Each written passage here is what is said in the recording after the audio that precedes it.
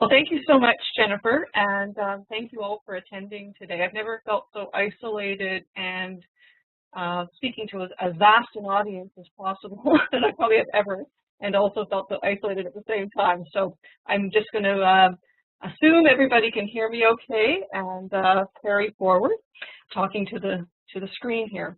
So thank you all so much for coming to speak today, and thank you, Jennifer, for inviting me to share some of the work that we're doing out of the Psychosocial Oncology Lab at York University. And as Jennifer mentioned, I'm also a clinical psychologist with the Odette Cancer Center at the Sunnybrook Health Sciences Center in their patient and family support program.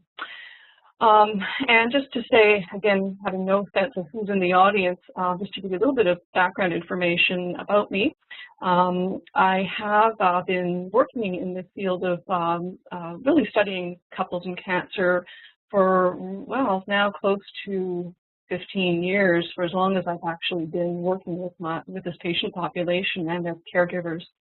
And the project that I'm going to be speaking to or about today is in some way a culmination of a lot of the earlier work that I did looking at the impact of cancer broadly on couple adjustment. I worked or studied prostate cancer, couples affected by prostate cancer initially, and then went on to do similar qualitative research with couples affected by breast cancer. So this is actually focused on breast cancer and a online intervention that we developed for that. So without further ado, I'm going to talk about the intervention. It's actually called couplelinks.ca, and it's basically, the way you can think about this is it's a self-management program, but it's supported self-management or facilitated self-management. So I'll describe how each couple undertakes the program in a minute. But this is basically our flyer that is distributed to healthcare professionals across Canada. We're still recruiting for this, so it's a national trial. And before I go on to talk a little bit about the different phases of the project, I just want to acknowledge how things all began back in 2008. There was a first phase, which is really the development and pilot testing of the web interface and the online interface, which was extensive pilot work and web construction. I've never actually ventured into this area at all, but like many of us who think it would be really great to be able to disseminate our work and to reach underserved populations through the internet, we find ourselves in the zone of working with website developers suddenly, and that in itself is always a learning curve. So that went on for a few years, where we were really working out the kinks and getting a lot of formative evaluative feedback from our participants. And we had an advisory committee in phase one comprised of couples who have been through breast cancer and also stakeholders in the community who are familiar with this population and work closely with younger women in particular. Which is again what we were aiming to reach with this intervention. And then we're currently in the phase 2 of the project, which is the randomized trial, which has been pretty much going on since 2010. And I'll be speaking a little bit about some of the preliminary findings from that as well. So I'd like to just walk you through the development, pilot testing, and where we're at with the trial today, and to give you a sense of a good feeling for the intervention itself today. I'd like to recognize our research team, without whose support and involvement and ingenuity and organizational capability and prowess, this would never be happening. So there's Sonia Ahmad, who is a postdoctoral fellow with the project, Amanda Pereira, who is our research coordinator extraordinaire, as anyone who does online work knows. We really are so reliant on the people who are coordinating and managing all the various components of this virtual world. Without that, they are the glue, and Amanda is our glue. And so does Sonia, actually. And then we have our co-investigators from the trial, and many of whom were also on the pilot investigation. So there's Joanne Stephen and Deborah McLeod, Joanne from the BC Cancer Agency, Deborah from QE2 in Halifax. Sandra Gardner is a biostatistician, who we're very fortunate to be having had for so long working on this project, even though she's gone on to do HIV work right now. That's her focus. Ellen Warner, who has this one, in addition to just being an incredible supporter of psychosocial oncology in general, has a wonderful knack for coming up with titles and names, and have to let her attribute the credit for the couple links title to Ellen Warner. So she's great with play on words, etc. So, but Ellen has also been from the very beginning involved in the project. Jill Taylor-Brown has recently joined as a co-investigator. Many of you will know Jill. She's not out there herself. And then we also have some incredible facilitators who are really breaking ground in relation to defining what this role is. It's a very unique role. It's a novel role of how do you facilitate couples through this workshop type of experience. And so Jim Pancho from London Regional Cancer Center, and Wendy Carter's in private practice right now, but Wendy's been very instrumental in defining this role as a clinical psychologist, and the first couple links facilitated. So again, why did we originally focus on young women? And by the way, we have, since the flyer I showed you was 50 years and younger, we were in the early phases really targeting 40 years and younger, but we've expanded our recruitment because, as I like to say, as we get older, as our research team gets older, the definition of young gets older too. So no, we thought that many of the issues were applicable to women in their early and mid-40s as well. So we just thought to make it a bit more simple and to increase our recruitment for the project, we actually expanded our net, if you will.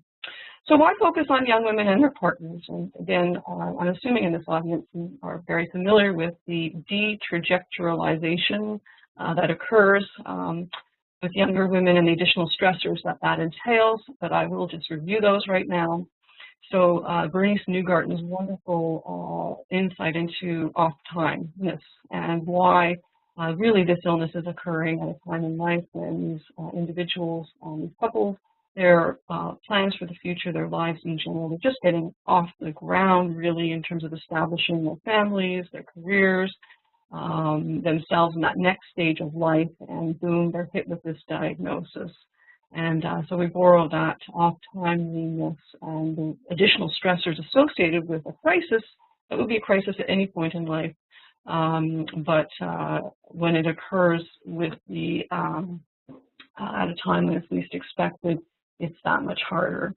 Also, that premature confrontation with mortality. Again, these women, the last thing they would be expecting would be having to look towards their potential for shortened lifespan.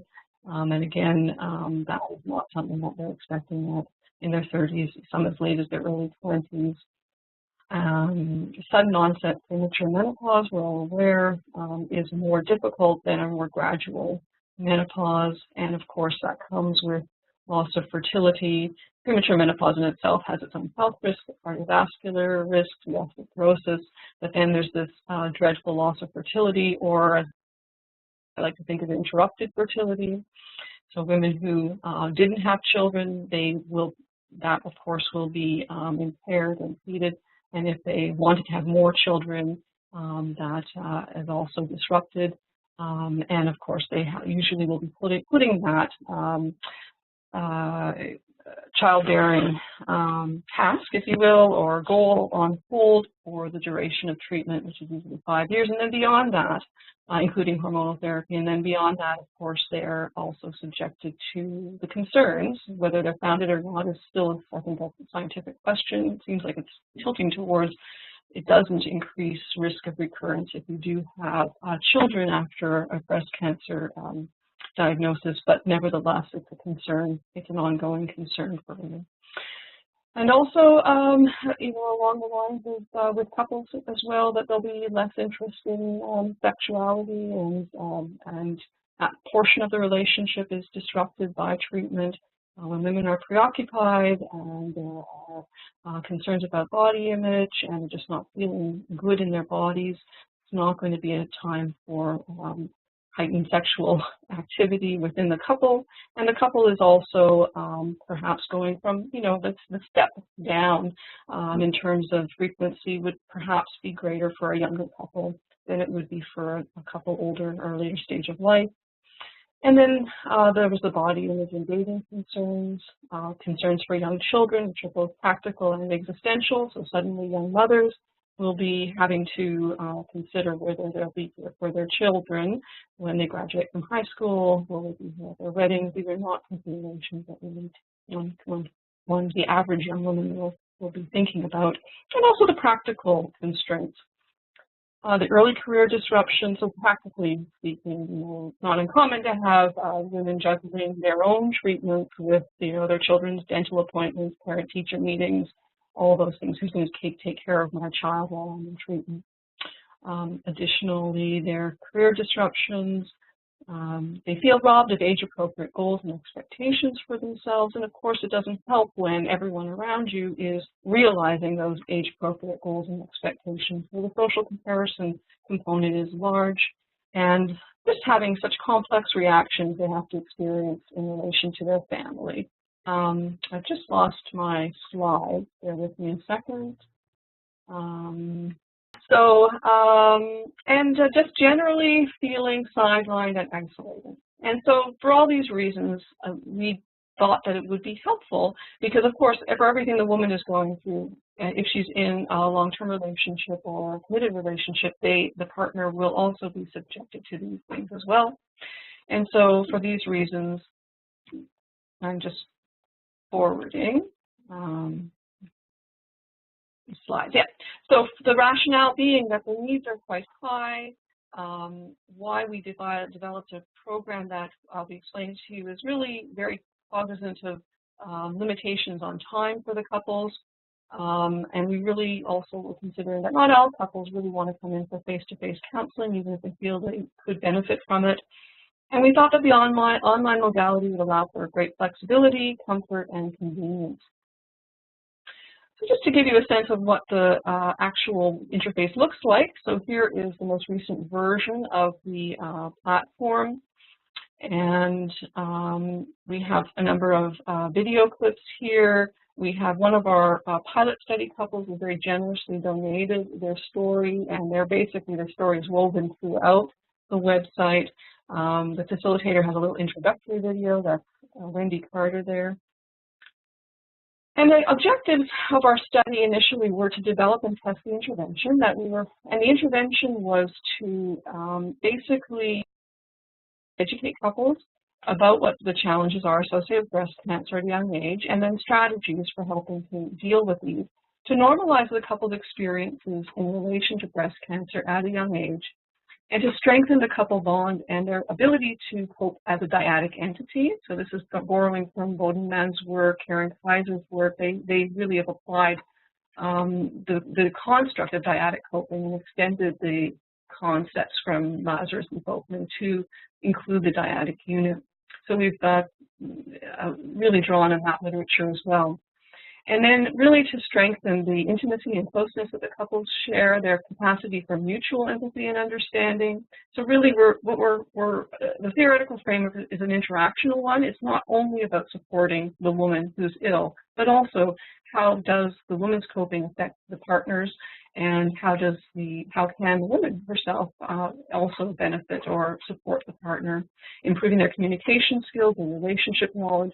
And also some work is being done in meaning making and the importance of meaning making as a couple in relation to breast cancer and the crisis or trauma that the couple has been through. And the point I want to just emphasize here is that what we are attempting to achieve is not so much making cancer the focus, which is often the case in couple-based interventions for cancer-related stress.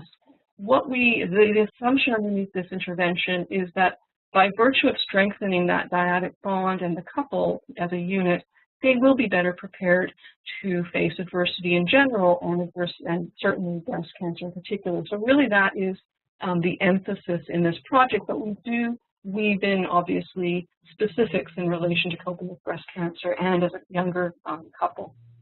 So what does the intervention entail? It's hard sometimes because no one will know. When we say cognitive behavioral therapy, people know what we're talking about. Well, we would say couple links, no one understands that. So basically, the way you can think about this is it's an online couples workshop that couples enroll in one couple at a time. So it's not like a course. It is like a course on the one hand because it is comprised of lessons, if you will, but on the other hand, sequentially delivered lessons. But on the other hand, it's very customized to the individual, and each couple is guided through the project on one couple per facilitator. So they don't know of the other couples who are participating, but there will be other couples participating simultaneously. It's what I coined or talk about as experiential psychoeducation. So in addition to readings and videos that really have to do with coping with cancer as a young couple, remember, we're not trying to reinvent the wheel here. There's a lot of great resources for just coping with breast cancer in general, but not necessarily as much around young couples, at least when we first were developing the website. So that was really the focus of our sort of static or informational material, but we also have videos as well in there. And also the core really is the 6 experiential exercises, which is what I think of as the experiential psychoeducation component. Essentially, the couple undertakes these on a weekly basis, one at a time, and they're really drawing on the positive psychology literature. So the first one, for example, is celebrating their strengths as a couple and how do these strengths actually improve or allow them to cope as well as possible with the illness and the treatment effects and the disruption to their lives. So celebrating their strengths would be an example of the first module. And they then report back to the facilitator on what they're learning, and I'll explain this in a second. So it is facilitated by a mental health professional. As I said earlier, this is would be considered supported self-management, if you will, and they really speak regularly with their facilitator through what's essentially a discussion board, what we call a dialogue room on the website. And this is an asynchronous form of support, so the couple basically completes an exercise, and then the facilitator responds to the couple's experiences and the feedback the couple provides about their experiences with the particular exercise, or what we call the dyadic learning module. We wanted the website to be easy to use and engaging, and also to allow it to adapt to the couple's busy schedules and to not be too taxing or onerous in terms of their time. So this is just to give you a sense of the various exercises. So they are understanding your partner's inner world, would be the second week. And we ask that the couples take these on once a week, basically, but in reality, 1 to 2 weeks. And then, of course, there are vacations and things like that interfere. So facing cancer as a unified front is the meaning-making exercise. I just want to share with you some of the things. So this is drawing on Karen Scarrett's work. And we basically translated that into a web version of what she does with couples face-to-face, which helps them develop a shared metaphor or narrative, actually, for the couples. And we actually walk them through a series of steps that allow them to come up with a statement. In this case, it's a pseudonym, but Lisa and David's cancer is like a detour because it was an unforeseen path that we had to take in order to get back to where we left off. It was a detour with many ups and downs, and at some point we felt lost, but we had each other to keep us strong. And then again, there's a creative expression kind of exercise, and the couple can upload images and things like that to help them define, really in a nutshell, how this has impacted them. And this is also working, again, theoretically, some of the work that I've done with David Reed about externalizing the couple's stressor, or in this case, the illness, also making meaning of it. And it is a big, this lump is, I love this for its sarcasm and poignancy. But just to give you a sense of how these couples perceive this illness, it really is a major boulder in their path and adjustments on the road of life, with time they were not expecting. So the couple logs into the website, and everyone has their password protected entry. And the whole website is encrypted, and no one can enter in here unless you're invited to be here and you've been properly screened and you're part of you're either a facilitator or a couple who's going through the program. And here they're accessing the different modules. So this particular couple at this point in time is looking at this Understanding Partners Interworld module. They're about to undertake it, and they'll click on Begin. That'll take them into the home page for that particular module. And again, Janelle and Corinne will be speaking to a theme that's relevant to the module. The module will be reading the rationale behind the module is explained, and the couple is basically guided through each step along the way. Now you'll notice that some of these components are done together. So John and Jane do it as a unit or shared time in front of the computer or on their own or together. And then there'll be other components where they'll be undertaking it on their own. And this is my own, this is coming right out of my own psyche, I guess. My need for organization, whether I actually ever manifested is another question, but this is really just so that a couple can see in advance what every module will entail, and it'll allow them to manage their time as well as possible. And then once they complete a particular component, it actually automatically gets checked off in the lesson tracker, which is like a passport to couple links. So again, just being cognizant of how busy these couples' lives are and with management of them, allowing them to manage their time as well as possible vis-a-vis the program.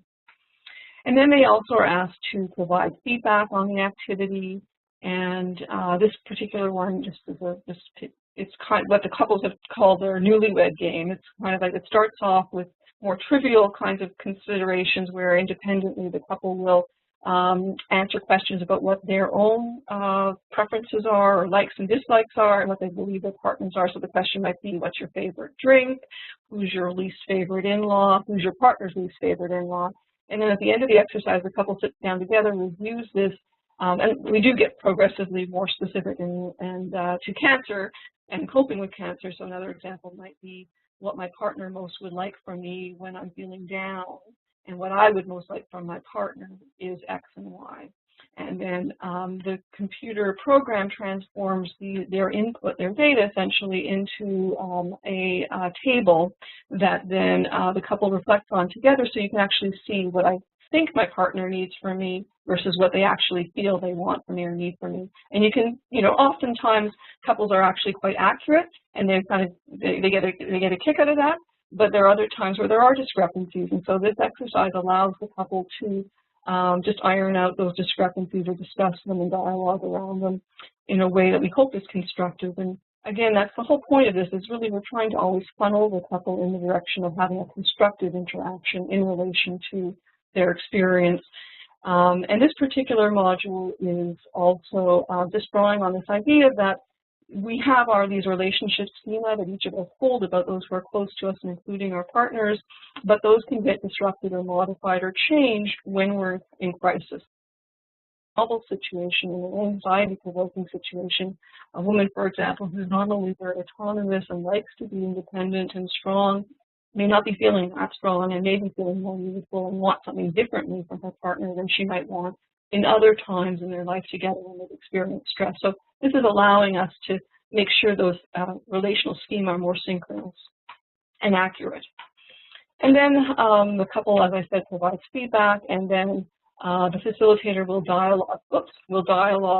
provide a message back. And these messages are very, we're learning very artfully and with great care constructed in such a way, and we're actually in the process of analyzing these messages, because the way the facilitators, they take great time, they're very fulsome in their responses, and they're really very clear that these are not everyday kind of chit-chat kind of responses, or even just cheering them on kind of responses. There's a lot of therapeutic skill and experience that's really condensed into each of the reactions or feedback that the facilitators are giving to the couple, and they're finding this extremely useful. And so this is what allows us to take a generic program and customize it to the individual couple and to each individual partner. So in phase one, lots of development, pilot testing. We had 10 couples who completed all 6 modules. Again, it was targeting non-metastatic couples, so disease stage from 1 to 3. At any stage of treatment, we were quite open, and we continue to be open in terms of disease stage. And they generally had a well-educated sample. They were either majority were married, but or engaged. I think we had one couple in the pilot study who were actually living apart, but still in a committed relationship, and most have had children. Just to give you a sense of why these couples are even agreeing to participate, well, helping others was number one. Strengthening their relationship, wanting to grow together through the project, through the program. The partner, often the male, would say because she wanted me to learn how to support my partner better, resolve relationship issues, learn coping skills in relation to breast cancer. Those are the main reasons cited for participating. Just to give you some examples of what the women were hoping for, or what was the motivator for them to do this. I feel that there are still so many questions that I have that are unanswered that I'm hoping the study might help. Maybe by participating, it will help other young people in the future, help me and my boyfriend talk about some issues. Another woman said to 8 other couples. Again, you see this altruistic motivation here, quite pronounced. There was a large gap for young breast cancer connections while I was ill. My partner and I are also finding ways to cope with such a major life event at the beginning of our relationship. So again, younger couples have generally younger relationships, although 10 years on average is not that long. 9 years is not that young. But still, for some, it was actually just as I facilitated a couple during the pilot phase where the woman actually learned that her lump was cancerous the day before her wedding. So you can't get much more close to the beginning of the relationship than that. But, for the male participants, again, really quite extraordinary in terms of what is motivating some of them to be a part of this, to make sure I'm aware of all my fiance's needs and fears and moods, or understand how I can help her and be the person she needs me to be, to share my personal thoughts and feelings about her health and what we're going through. And by the way, we are getting that feedback again quite loud and clear that the men are very, even now where we're seeing more resources for younger women, which is wonderful, the men often feel like their needs are, they don't ever admit to this, but we get the feedback that no one ever actually asked us how we're feeling, and nobody ever really focused on that maybe we are having some challenges in relation to coping.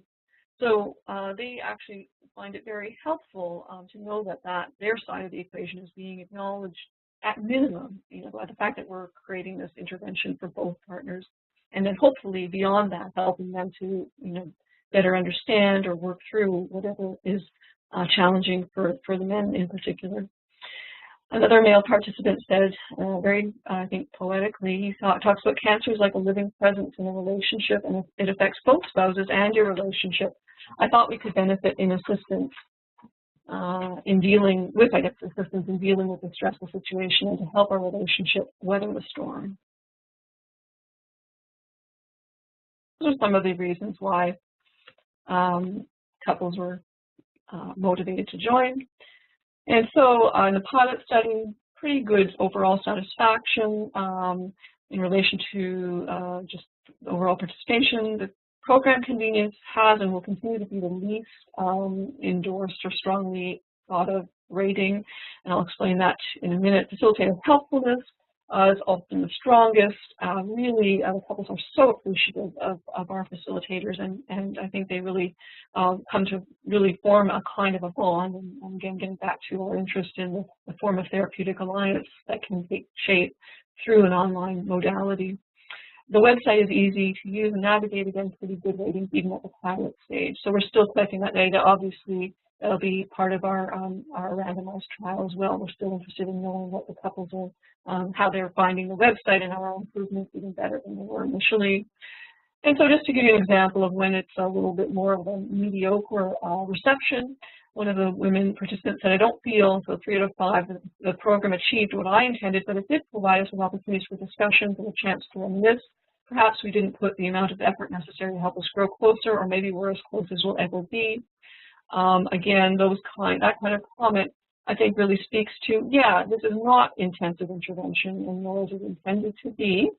But what we are consistently getting the feedback from couples is that what it's doing is it's creating a safe context to carve out, helping them carve out time to talk about some of these things that either will get, swept under the rug because it's just their way of coping with things, or they really just genuinely don't have time to focus on this stuff. And so they really are carving out space and time to talk about something that was so significant, has been so significant, and has long-term impacts on the couple moving forward. I thought that the questions and scenarios were very relevant to what I have gone through with my husband during this breast cancer journey. Again, just endorsing that it was worth their while in terms of a 4 out of 5. Example of a 5 out of 5. The program taught us a lot about ourselves and our relationship. I think it brought us closer together. Of course, that's music to the research team's ears, but we get the whole range here of reaction. And the convenience, again, why is it not so convenient? Well, we have very limited free time available and found it difficult to finish the lessons within a week, particularly the ones that needed to be started immediately. Another couple found it disruptive to their normal routine, inconvenient. And then, some of the couples really appreciated the fact that their deadlines were somewhat flexible and that they could do the tasks when they wanted. And again, one participant found it great that they could access and do the exercises anywhere, anytime. So we get the whole range. But really when it's not considered convenience, because it really does interfere, like I totally understand this participant who says, I'd rather snuggle up on the couch and watch a TV show at the end of the day of work. Yeah, wouldn't we all? So you can see where they're coming from. What was the most valuable things that you learned? Again, I'll just for the sake of time, I'll let you read them out to yourselves here. But really just, again, that time to stop and reflect. Real learning something new, despite his always positive attitude that he's scared too. So how great that that came out, because so often we have spouses who are trying to be that strong face for their partner, but it's not always necessarily the best way to share, and it doesn't necessarily promote closeness. So great that that kind of thing comes out. What have we learned about facilitating couples through an online intervention? Well, humbly speaking, we've learned that couple links is not the center of the couple's world. And I love how Liz Monsell has this wonderful expression, or she likes to say this in relation to some of her own work, where she talks about how we can please some of the people all of the time and all of the people some of the time, but we can't please all of the people all of the time. And that's fair to say of any sort of pre-determined intervention, and in a way it's a light intervention, although we are, as I say, trying to customize it to some degree.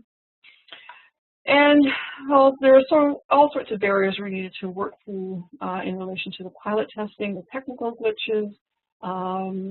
There was initially we're only relying on the dialogue and correspondence and the asynchronous communication. We know that it's easier to avoid and distance using online technology versus face-to-face. Couples wanted more on sexuality, so that's changed. I'll explain that too. So we have included physical module, and that's a lovely title that Joanne Stephen came up with. And that, by the way, is not full out, sex.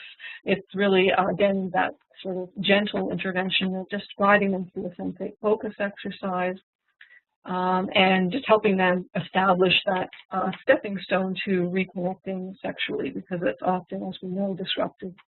Leniency around timelines wasn't necessarily a good thing, and we'll talk about that. Not intense or profound enough, as I mentioned. The more tailored you can be, the better.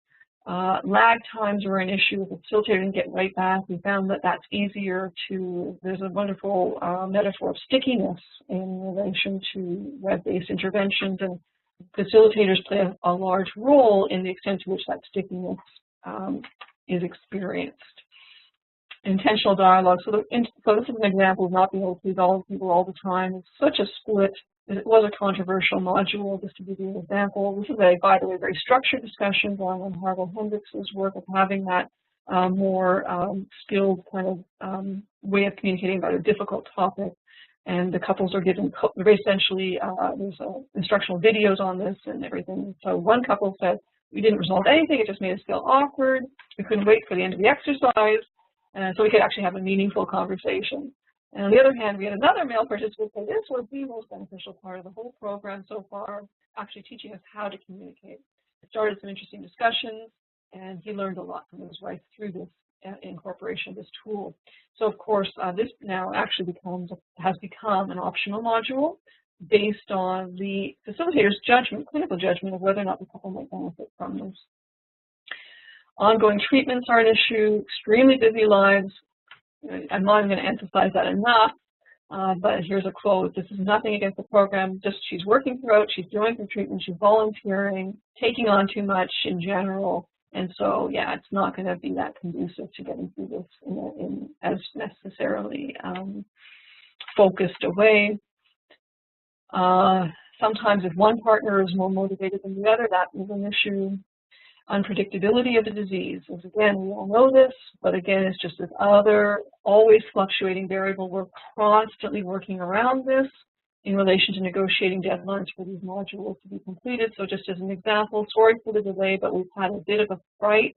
My wife found a lump on her neck, which is a swollen lymph node, and had an ultrasound, at which point the doctors decided that a biopsy is best. It looks suspicious. We're very worried, as you can imagine. This is a priority right now. Touch base with us in a week or two, and we'll let you know. So just, again, really getting a sense of how much these couples are dealing with and how much, when we try to parachute into their lives with this intervention, what we're actually navigating around. So again, we've done a number of things in phase 2 to improve adherence and engagement. We're really assessing motivation of both participants in the beginning, multiple channels of regular communication. So now we've actually instituted, and this is, by the way, supported in other non-cancer related couple interventions online, is the more we can include some kind of actual verbal voice kind of connection in addition to web-based communication is very helpful, and so we have included that as well. Again, it also humanizes the facilitation much more, in a much greater way. Clarity and emphasis around due dates, and really being clear about our expectations of the couple in terms of their time commitment entering into the program, the upcoming modules, a lot of advanced preparation of these couples, and really encouraging them to talk with us, even if they're not finding it helpful. And again, built into this protocol now is a degree of flexibility. Some couples just really don't like that creative visualization or creative expression exercise. If we're feeling that, we want them to tell us that, and it is within the protocol to opt out of a module or two that's just not really part of their thing. And again, that's supported by the literature. More customization, the better. Yeah, and as I said, intentional dialogue is now an optional module. We now have that sexuality module. Joanne has this wonderful phrase, friendly yet firm approach to facilitation. So we were getting that feedback that, our facilitator was great, but she could have pushed us a little bit more and we wouldn't have been offended. So that really gave us confidence that, yes, we can be a little bit more demanding of our participants, and we actually have taken to that approach, and our adherence has improved. And I should mention, of the 10, we've had 6 other couples that took on the pilot phase, and they it eventually didn't sustain. So some of them dropped out after 2. I think we had a couple that made it to 4, and so not all couples were finding this something that they wanted to do. So we took that lesson, and unfortunately we weren't able to interview those couples because they sort of dropped off, and there was attrition there. But we were also able to, consider each individual case and what it was that we thought might have interfered with their ability to benefit from the program or take to it. And certainly really respond to the couple ASAP. And this is actually a response from the post-treatment interview with one of our RCT couples, so more recent couple, where the partner said, just to emphasize how important that responsivity is and of the facilitator, because that's another kind of message that's being sent. It's the process message of you matter and I'm on top of your work in this program. So this is the perception of one of our participants. He says, I was always shocked by how fast she responded, which is a good thing. Like in this day and age, I send enough emails to enough people in the day and don't get responses, whereas she would respond almost like we would have a response almost right away in some cases. So it was really good because it showed she cared. which I think really made a difference in this case, because like I said, I send enough emails in my day and don't get responses. And he says, we didn't feel like just a number. So important point. So now with the phase 2, this is funded by the Canadian Breast Cancer Research Alliance and the Canadian Breast Cancer Foundation. We now have a facilitation manual that is guiding the training and supporting the ongoing development of all of our facilitators.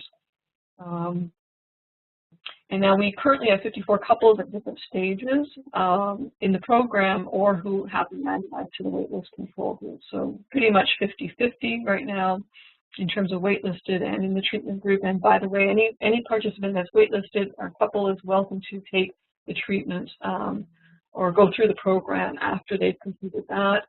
And we do have some couples who do that. Average length of this relationship. So now it's interesting. Well, it makes sense, actually. We have expanded the criteria, entry criteria beyond 45 to 50. So you'll note that the average age of participants is slightly older. So it was 35 for the women before. Now it's in the 40s. And the range is obviously more great as well. A breakdown in terms of where our couples are coming from. The most recruitment is occurring through Ontario, but we have representation from across Canada. We're really hoping to increase with the inclusion of the Manitoba site, more recruitment from Manitoba. And anyways, we've got pretty good representation, and we are still recruiting. So please let me know if you have people in mind who you think might benefit. And then just to, again, we're getting the pretty homogeneous sample in terms of ethnicity, and again, a highly educated sample for the most part, or educated sample, I should say. We have, just to give you a little bit of a flash of the baseline data of these 50 so far. So obviously, we're assessing one of our primary outcomes is relationship adjustment. Actually, our primary outcome is that coping as couples, and so that's the Bowden-Men's measure that we're using, but our secondary interests are obviously in relationship adjustment. We have 2 measures of that: the revised dyadic adjustment scale and the Kansas marital satisfaction survey. And so for those people who are interested, I mean, we are getting couples who are not necessarily distressed in the clinical sense as compared to couples in the general population, but we also are. And so it's not, as, you know, there may be adjusting to the treatment, and that's motivating them in terms of the non-distressed couples, but we are getting couples who are also clinically distressed, and 40 to 30% is not insignificant.